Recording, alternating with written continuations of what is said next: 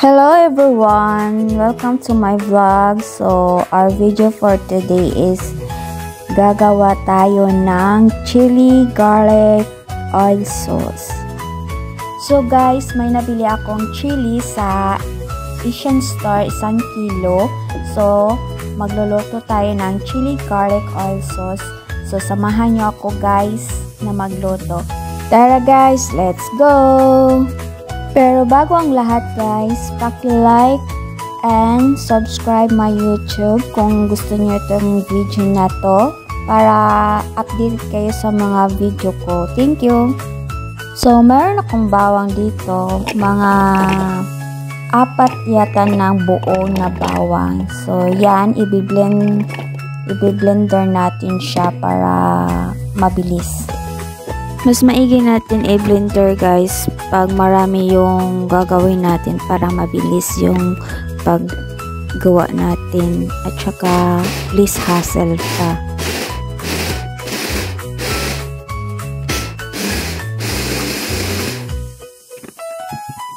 O ayan na, tapos na. So ilalagay natin naman sa bowl na empty. Grabe, ang bilis ko. Bilis. Grabe. Maglagay ng, ng bawang. Okay. So, next naman is 1 kilong chili. I-blend din natin para mabilis siya.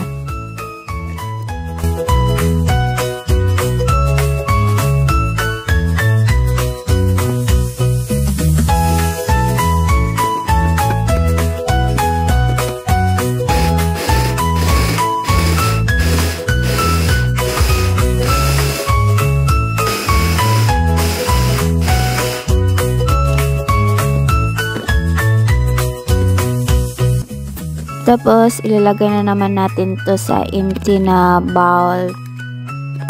Bilisan natin. Password natin. Bilis. Ayan, tapos na. Lahat na yan. Na-blender ko na yung chili. So, set aside muna natin yung chili. Tapos, magluluto na tayo. 1 cup muna ang nilagay ko dyan na mantika, tapos painitin natin ng konti bago natin ilagay yung bawang. So, mainit na yung mantika, so pwede na natin ilagay yung bawang. So, pakunti-kunti muna yung nilalagay ko dyan para yung mantika hindi mabigla at saka hindi rin tatalsik-talsik. So, tapos i-mix lang muna natin bago natin ilagay lahat yung lahat ng bawang. So, ayan, nilagay ko na. Tapos, i-mix natin. Pahinaan lang natin konti yung burner natin para hindi siya masunog yung bawang at hindi papait. Kaya, i-mix natin siya para hindi siya masunog.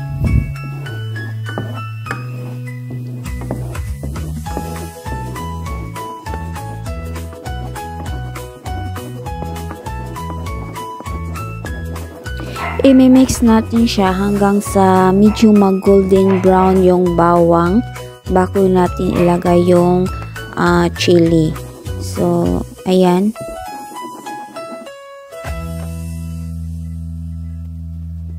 Nilagay ko na yung chili.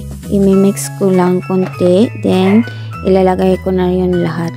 Padahan-dahan ko lang nilalagay yung chili para ma-mix siya. And, bago natin ilagay lahat yung chili.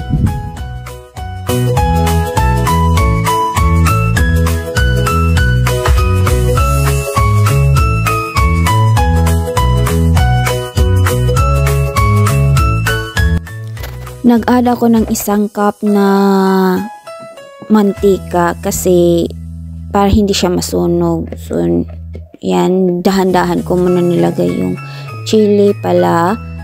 Dandahan nila natin ilagay yung chili para ma-control mo kung pwede ba natin ilagyan ulit ng mantika. So, nilagyan ko ulit ng 1 pang cup. So, 3 cups na.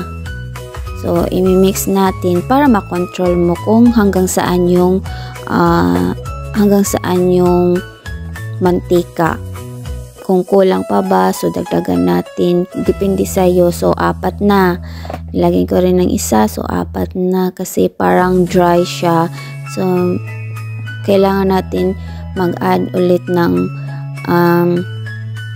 mantika para parang may mantika din. So, maganda kasing chili pag may mantika, diba? Chili tapos mantika. So, ayan na. Hinahalo-halo ko siya. Hinahalo-halo ko yan para hindi siya masunog. So, ayan.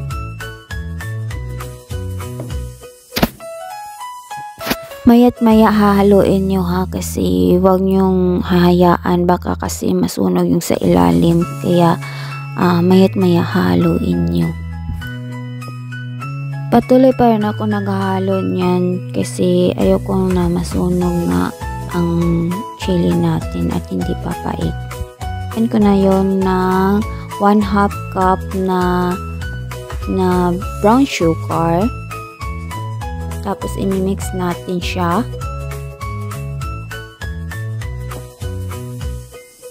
Tapos 1/2 cup na white sugar. Huwag kayong mag-alala guys kasi ilalagay ko yun ang mga ingredients sa chili garlic sauce kung hindi nyo masundan tong nasa video ko. Pero kung paano gawin, sundan nyo lang yan. Okay, thank you.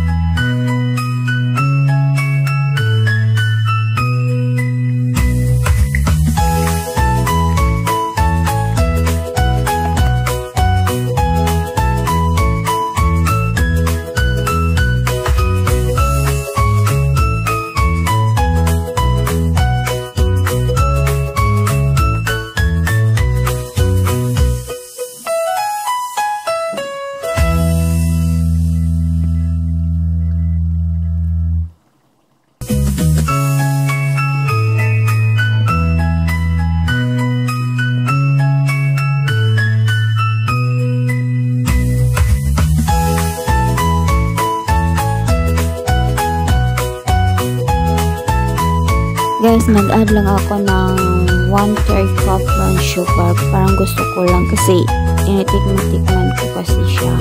Pero parang gusto ko lang siyang, depende lang sa inyo guys ha, kung magdagdag kayo or tama na sa panlasa nyo. Sa akin kasi dinagdagan ko ng 1/3 cup brown sugar. Depende sa inyo guys kung susundin nyo yung additional ko na brown sugar o hindi na. Basta sa akin tama lang sa akin.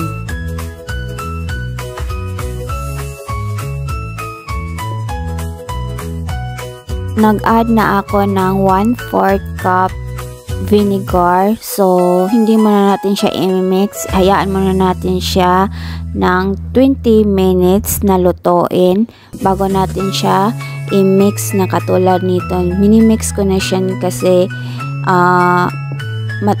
tapos na po yung 20 minutes na pagbabad ko na hindi siya i-mix. So, ngayon, lutuin na naman natin ng 5 minutes. Sorry, 5 minutes para maluto siya, para final na talaga siya.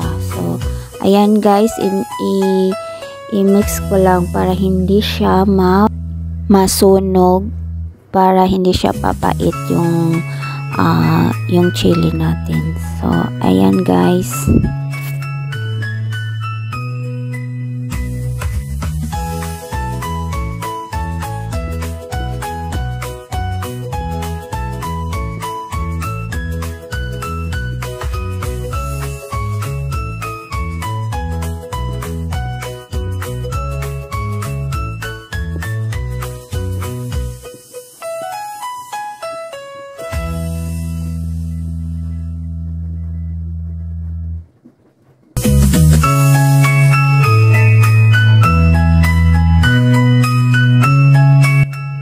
guys, luto na yung chili garlic oil sauce natin. So, thank you for watching.